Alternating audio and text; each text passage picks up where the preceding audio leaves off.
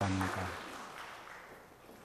여기서 미처 제가 못 봤는데 우리 의왕 수원 지역 쪽에 자살방지협회 대표를 맡으신 우리 고혜성 목사님이 와 계신 것 같아요. 잠깐 일어나실까요, 목사님? 네, 저 뒤에 우리 고혜성 목사님은 우리 의왕 수원 이 지역의 자살방지협의회 대표가 되십니다. 제가 지금 목사님을 좀 돕는 자리에 있긴 있지만 거의 이름뿐이고요.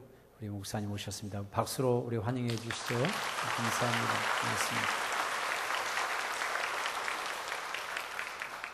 고맙습니다. 1951년 1월 4일 일사후퇴가 있었던 때 이야기입니다. 한 젊은 청년이 은행에 불이닥해 들이닥쳤습니다. 그래서 은행원에게 다짜고짜로 내가 은행에 빚이 있는데 갚으러 왔다 이렇게 얘기를 하는 겁니다. 은행 점원들이 그 사람의 이렇게 맞이하고 얘기를 들어보니까 은행의 빚을 갚으러 온 이 사람에게 대출 장부를 살펴보니까 대출 장부가 없습니다. 전쟁통에 그만 다 소실되고 없어져 버려가지고 이 양반이 정말 돈을 우리 은행에서 빌려갔는지 어쨌는지 그 증거할 만한 게 아무것도 없어요. 그런데도 이 젊은이는 와가지고 내가 이 은행에다가 빚을 졌으니까 갚으러 왔다고 하고 갚겠다는 거예요. 참 난감하죠. 그래서 은행원들이 할 수 없어서 거기 있는 은행원들이 전부 다 영수증에 사인을 해가지고 써줬습니다. 영수증을. 그리고 이 젊은이는 이제 은행 빚을 갚았다고 생각하고 그걸 받고 나갔습니다. 일사후퇴와 함께 이 젊은이도 부산에 내려가서 조그만 사업을 시작을 하게 됐는데 마침 또 돈이 필요해서 사업자금, 창립자금이 필요해가지고 은행에 가서 돈을 빌려야 되겠다 생각을 했을 때 자기가 그동안 거래를 했던 그 은행이 생각났습니다. 그 은행도 이제 부산으로 내려와서 사무실을 열었는데 그 은행에 들어가서 또 대출을 해달라고 하니까 그 은행 사람들이 이 사람을 뭘로 보증할 수가 있어야죠. 전혀 알지도 못하는 사람이고 그래서 도저히 대출이 어렵겠다고 그렇게 얘기를 했습니다. 근데 이 사람이 곰곰이 생각하니까 그 옛날 자기가 얼마 전에 일사후퇴 막 날 때 내려오기 전에 자기가 받아둔 영수증이 생각나서 내가 이전에 이 은행에서 대출을 받은 적이 있었고 또 그때 내가 갚은 일도 있다. 그때 당신들이 나에게 써준 영수증이 하고 그 여러 명의 은행 점원들의 이름으로 되어 있는 영수증을 그 은행에다 넘겨줬습니다. 그랬더니 그 은행 직원들이 그거를 여기저기 확인하더니 그 사람을 알아보고 인정해보고 아주 큰 대출금을 주어서 이 젊은이 사업을 일으키게 되었습니다. 그 사람이 곧 우리 한국의 굴지의 유리회사를 했던 한국유리의 창업자이신 고 최태섭 장로님이라고 합니다. 그 최태섭 장로님의 회사의 그 표, 그것은 이렇습니다. 의인의 길은 정직함이요 정직하신 여호와께서 의인의 첩경을 평탄케 하시도다. 이게 그 회사를 세운 설립의 성경 말씀이고 또 회사를 운영하는 말씀이 되었습니다. 요즘 시대는 까짓거 그렇게 정직함이 재산이 아닌 시대가 되었습니다. 정직이라기보다는 그때그때 기회를 잘 만나고 기회를 잘 이용해가지고 어쨌든 나에게 이득을 얻는 것, 그것이 재산, 그것이 재주고 기술이고 그것이 능력으로 부각되는 세상 속에 우리가 살고 있습니다. 정직이라고 하는 단어는 고리타분한 단어가 되었습니다. 누가 알아주지도 않을 뿐만 아니라 도리어 정직하면 손해보는 세상이기 때문에 더더구나 정직이라는 말은 이 시대에 어울리지를 않습니다. 그러나 이사야 26장 7절에 있는 이 말씀처럼 의인의 길의 가장 핵심은 우리가 의인의 길, 즉 하나님의 사람으로 이 세상을 살아가는 데 있어서 가장 밑바닥의 기초는 정직이다. 이렇게 말씀을 하고 있고, 하나님께서도 정직하시기 때문에 이런 정직한 자가 걸어가는 그 길을 하나님께서 열어주시고 평탄케 하신다고 하는 이 말씀은 오랜 세월이 지나고 지금의 세태가 바뀌어도 그거는 진리의 말씀인 줄로 믿습니다. 만모니즘의 시대입니다. 돈이 신이 된 세상이죠. 바알신이 판치는 세상입니다. 바알은 그 시대의 권력을 상징합니다. 바알신 밑에 곧 왕이 자리 잡고 있는 겁니다. 그렇기 때문에 만모니즘은 돈의 세력을 말하고 바알은 권력의 세력을 말하는 겁니다. 요즘은 이 두 가지 세력이 세상을 주무르고 있습니다. 그 양자의 이 바알신과 만모니즘 그리고 그 하나님이라고 하는 그 사이에 우리 사람들이 살고 있는 거예요. 돈이 모든 것을 지배하는 세상입니다. 여러분이 아침 일찍 일어나서 밤늦게 누울 때까지 일을 하는 것도 돈을 얻기 위해서입니다. 실상. 물론 돈이 목적은 아닙니다. 목적은 뭐냐? 우리 자녀가 잘 되기를 바라는 마음, 우리 가족들의 건강, 우리 가정의 행복, 이게 목적입니다. 그리고 이 모든 것들을 통하여 하나님께 영광, 이것이 목적입니다. 그런데 어느덧 돈이 우리의 삶의 목적이 되었습니다. 돈이 더 이상 수단이 아닙니다. 돈 버는 것 자체가 목적이었습니다. 목적이 되어버렸어요. 그러다 보니까 돈에 약합니다. 돈에 한없이 속절없이 약하고 당하기만 합니다. 그래서 이 돈에 당하다 보니까 돈을 섬기는 마음을 갖게 되었어요. 세상을 섬겨요. 어쩔 수 없다고 하는 이름하에 우리는 온갖 부정한 일을 저지르고 어쩔 수 없다고 하는 이름하에 온갖 부정직한 일을 우리는 다 도배하며 살아갑니다. 오늘 엘리야 선지자가 있었던 시대는 아합 왕이 다스리던 시대입니다. 아합 왕의 시대는 최고의 독재 시대, 물론 모든 군왕 시대가 독재이지만 특별히 아합 왕은 이런 독재를 주물르듯 하고요, 그의 왕비 이세벨까지 합쳐가지고 최고의 우상의 시대를 만들었던 때가 아합 왕의 시대입니다. 그렇기 때문에 하나님이라고 하는 존재는 이거는 이미 그들의 관심의 대상도 되지 못하는 그런 시대가 아합 왕의 시대입니다. 이스라엘 백성이면서도 아합 왕이 이스라엘 사람이면서도 이스라엘 사람처럼 살지를 않는 사람입니다. 그래서 엘리야 선지자가 하나님의 말씀을 대언을 하고 말이죠. 이렇게 하면 안 된다. 하나님께 돌아가야 된다.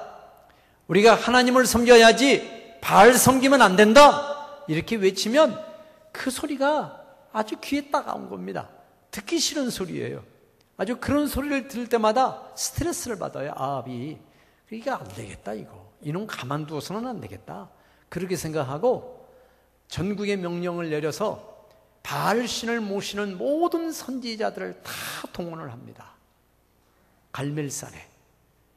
그래서 오늘 성경 말씀을 보면은 거기에 바알신을 모시는 선지자 450명과 아세라를 모시는 선지자 400명, 도합 850명이 갈멜산에 막 모였습니다. 그리고 그를 추종하는 세력들이 갈멜산 골짜기에 쫙 모인 겁니다.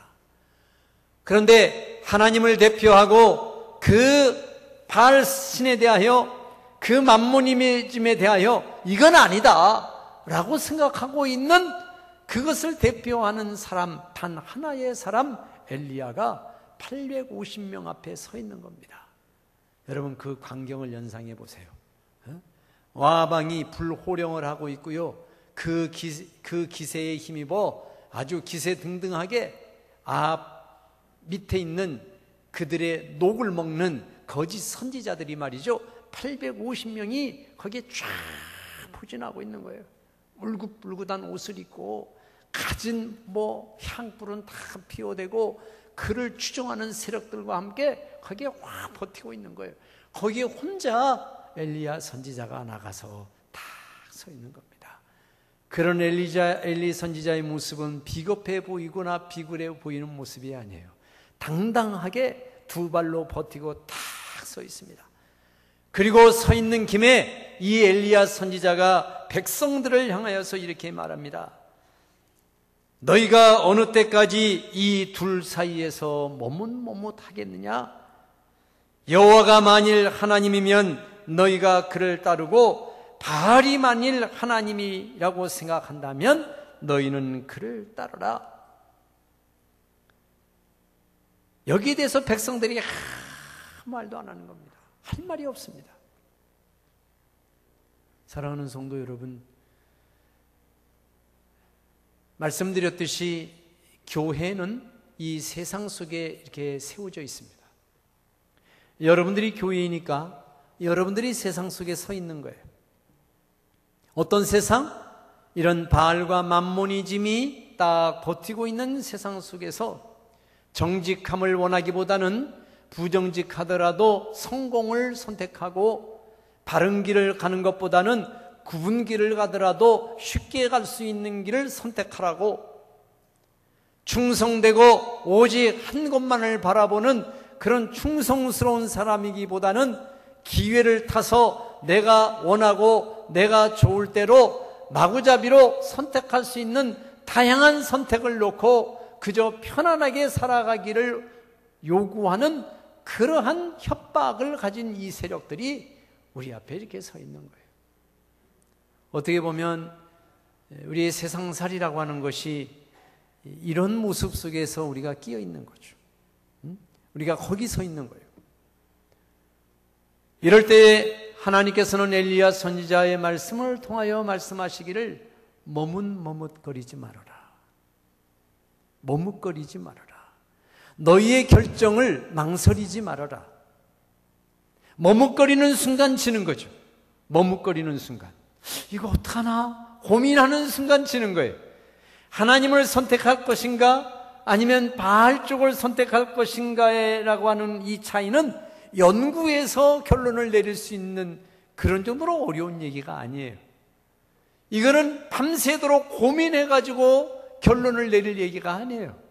너무나도 확연하고 너무나도 이 차이는 분명하고 어두운 길과 밝은 길이고 또 험한 길과 산명의 길이기 때문에 이거는 설명하지 않아도 누구든지 하나님을 모시고 살아가는 사람에게는 그 마음에서 이미 그것에 대한 깨달음이 있는 거예요. 그런데 그러함에도 불구하고 이 순간에 너무나도 선명하고 분명한 이 사실 앞에 머뭇거리는 순간 우리는 지는 거예요. 지는 거예요.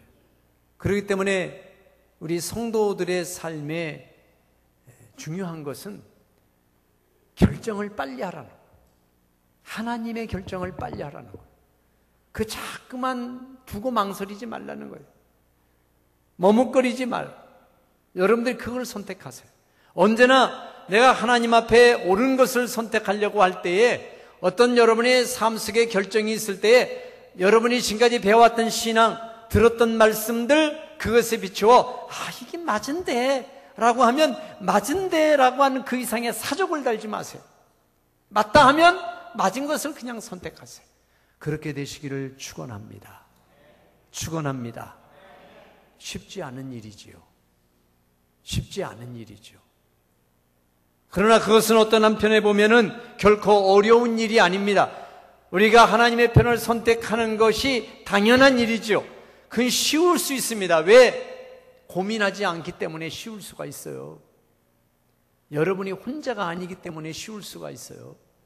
내 혼자 이 문제를 가지고 고민한다면 어려울 수 있지만 하나님께서 나의 편이 되어주시고, 엘리야가 이 바알 선지자 850명들과 딱 서 있었을 때에 정말 두려움이 있었다면 계산했을 거예요. 판단해 봤을 거예요. 머뭇거려 봤을 거예요. 이거 쪽수가 안 맞네. 이거 안 되네. 이거 되겠나? 이거 안 되지. 이거는 상대가 안 되겠네. 다음 기회에 하지 뭐 하고 발길을 돌렸을 거예요. 그러나 엘리야가 당당히 그 앞에 설 수 있었던 것은 그 850명과의 이 영적인 전투에서 이길 수 있었던 것은 뭐냐? 하나님이 자기의 하나님인 것을 믿었기 때문인 줄로 믿습니다. 내 하나님이었다. 오늘은 평신도 주일이기도 하고 또 성령 강림절이 이어지는 주일이기도 합니다. 여러분들이 그런 결정을 할 수 있게 하시는 분은 하나님이시고요, 그 하나님께서 성령을 통하여 여러분들이 담대하게 세상을 향하여 설 수 있도록 세워주실 줄로 믿습니다. 그러니까 여러분들이 힘드시고 어려울 때에 자꾸만 무엇을 타다거나 이거 왜 안 되거나 안 된다고 짜증을 부리거나 그렇게 하지 마시고요, 우리가 선택할 수 있는 게 있잖아요. 유일한 거 있잖아요. 성령님의 도우심을 구하시기를 주의 이름으로 부탁을 드립니다. 대안이 없어요. 혹시 여러분의 신앙이 뭔가 탈진됐다고 느끼고 신앙에 재미도 없고 신앙생활에 의미도 못 찾아, 교회 왜 가나? 막 어떤 때 괜히 그런 생각이 들고, 예배는 뭐 꼭 드려야 돼? 이런 생각이 들 때가 있죠. 무엇을 해도 의욕이 안 생겨, 기도를 해봐도 별로 그렇게 신통치가 않다, 그렇게 생각이 되어질 때가 있어요. 그럴 때 다른 방법을 찾지 마세요. 이렇게 한번 해볼까? 저렇게 한번 해볼까? 그렇게 하지 마세요. 단 하나만 선택하세요. 성령님, 나에게 힘을 주시옵소서. 할렐루야, 할렐루야. 이게 답이에요. 이게 답입니다. 그래서 여러분들이 성령님은 지금도 운행하시고 하나님은 그 성령님을 통하여 지금도 일을 하고 계시기 때문에 우리가 원하기만 하면, 내가 소망하기만 하면, 내가 간절한 마음으로 그분을 찾기만 해도 하나님은 반드시 들어주시고, 탈진한 자에게 다시 충만함을 주시고, 소진한 자에게 넉넉함으로 채워주시고, 갈증 있는 자에게 목마름을 채워주시는 그런 은혜가 있는 줄로 믿습니다. 누가 하신다고요? 성령님께서 그 일을 하신다. 할렐루야, 할렐루야.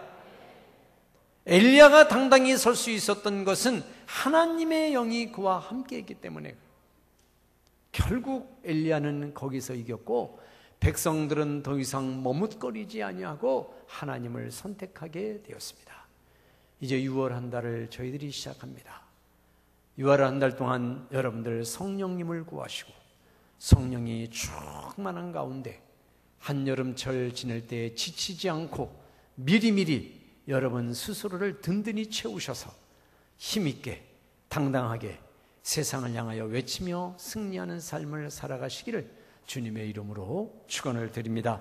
우리 다 같이 통성으로 하나님 앞에 기도하겠습니다. 더 이상 머뭇거리지 않게 하시고 망설이지 않게 하시고 성령님 나에게 기름 부어주셔서 나를 든든히 세워주시고 비겁한 자가 아니라 용감한 자로 서게 하시고 세상을 향하여 외칠 수 있는 자로 세워주옵소서. 우리 다같이 통성으로 기도하겠습니다. 은혜로우신 아버지 하나님, 주의 은혜와 사랑을 진심으로 감사합니다. 엘리야가 바알 선지자와 세라 선지자 850명 앞에서 당당히 서서 외칠 수 있었던 것은 하나님이 영이 그와 함께 했고 그가 하나님을 온전히 믿었기 때문인 줄로 압니다. 아버지 하나님의 만몬이짐이 가득 차고 바알 신들이 우상처럼 드글드글한 이 세상에 우리가 이럴까 저럴까 망설이는 사이에 우리의 길은 의의 길로 가지 않고 불의한 길로 접어들지 않겠습니까?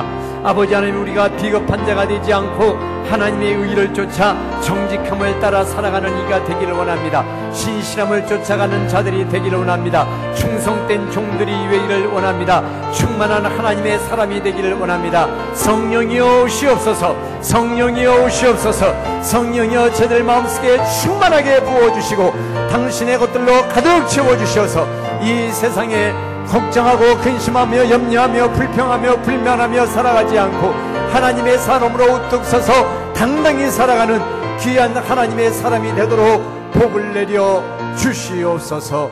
예수님의 이름으로 기도하옵나이다. 아멘.